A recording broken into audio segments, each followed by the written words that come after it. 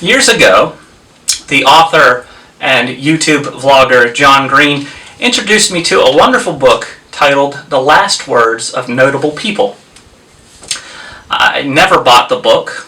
It's a $90 purchase, but it has sent me down the interesting path of famous and interesting people's last words.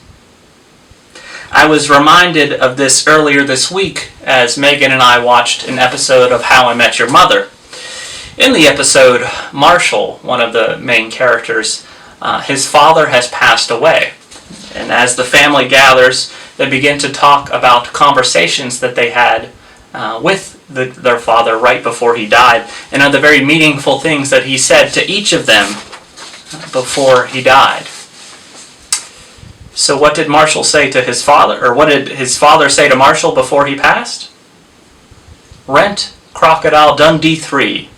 I caught it on cable last night and it totally holds up.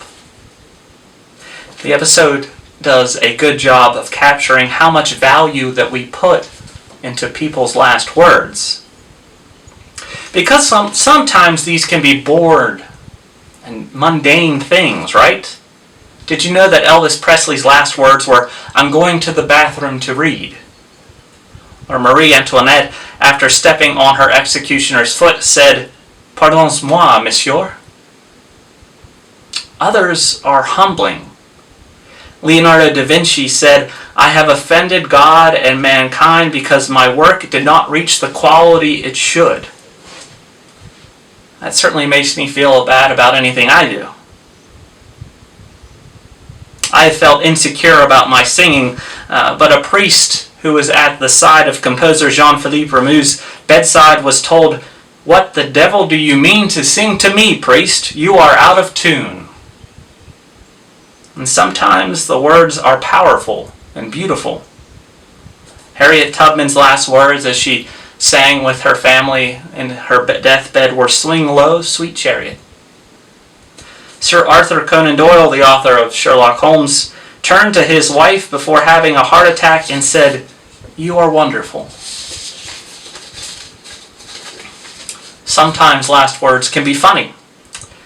Thomas B. Moran, a famous pickpocket who was nicknamed Butterfingers, said, "I've never forgiven that smart-alecky reporter who named me Butterfingers. To me, it's not funny." And finally, sometimes last words are just ironic. One of my personal favorites is from a Civil War officer who was reminded that he should crouch down so that he wouldn't be shot. He replied, "Nonsense. They couldn't hit an elephant at this distance," before dying. As the How I Met Your Mother episode explored, last words can be a source of comfort and support for those who are grieving the loss. And what we have today in our gospel lesson is far more comforting.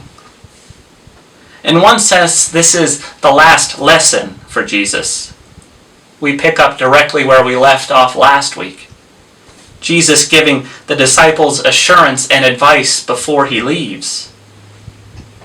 But one of the things that makes the gospel text different from other last words is that Jesus is promising more than words.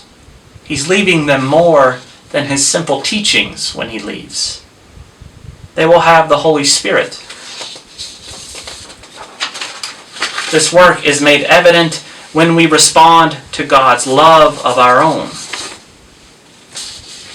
This change, this effort, this work of the Holy Spirit is best illustrated by Craig Coasters, the chair of New Testament at Luther Seminary, who says by explaining another part of the text. He points out that Jesus also says that the world cannot receive the Spirit of truth because it neither sees nor recognizes it. Here he refers to the world as the realm where people are alienated from God.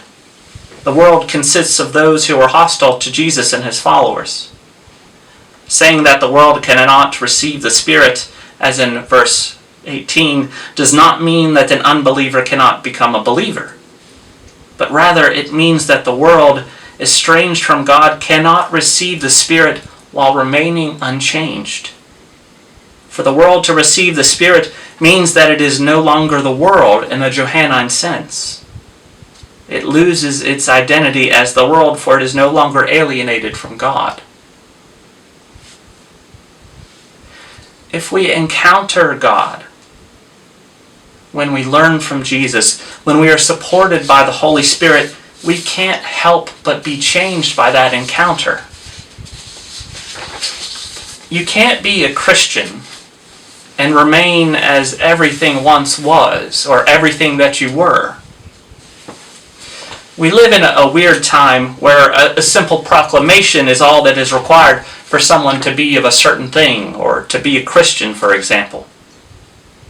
And if you're a diehard Lutheran, I know the danger of what I'm about to say. Ignore the works righteousness for a few minutes, because it's a given that we're not earning our way into heaven. I'm trying to point out that sometimes our words betray a deeper truth. Here's an example. I can say that I am the world's largest fan of cricket.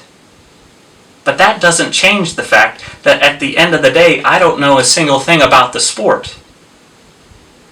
Likewise, the Holy Spirit is active in our lives when we take seriously the commitment that God, through Jesus, is asking of us.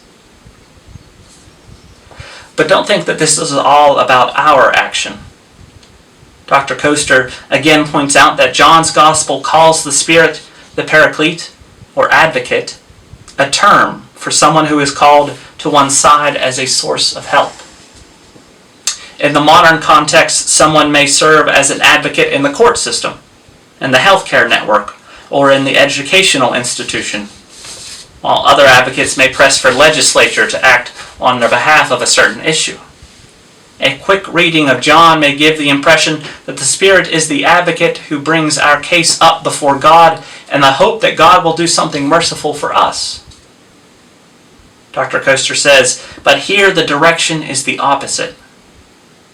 God has already given the gift of love, unstingingly through the death and resurrection of Jesus, and such love is what creates genuine life. The Spirit is the advocate who brings the truth of that love and life to a people in this time of Easter, which makes faith possible. End quote. And those are some wonderful and comforting final words. Amen. Amen.